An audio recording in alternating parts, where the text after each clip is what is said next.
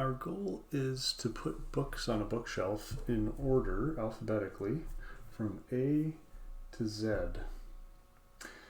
So we have position numbers describing where each of the books can go, and our strategy is to sort one book, and then to sort two of the books, and then to sort three of the books, 4, 5, all the way until we have all 11 books and the entire bookshelf is sorted. So if we start with the first book and it was the only book on the shelf, it would be sorted because there's no other books. And so then we look at the first two books. And these two books, if we take the second book and we look at the books to the left of it, this one should come before the books before it, so we're going to shift that book over and we're going to place it in the spot that was made available. Now we have two books sorted in alphabetical order. We take the third book because now we want to sort three books, and we looked at the books to the left of it.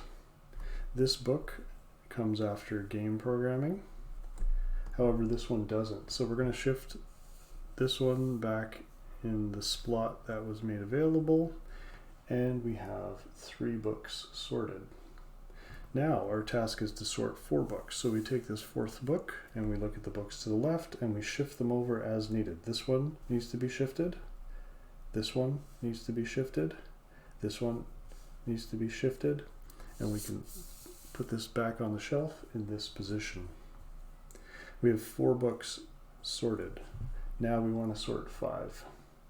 So we take the fifth book and we look to the left. 1 move, 2 moves, 3 moves. We're not going to move this one over because it should go before C. We have 5 books sorted. 6 books. 1, and that's the only one that's going to move over, and then we put it back on the shelf.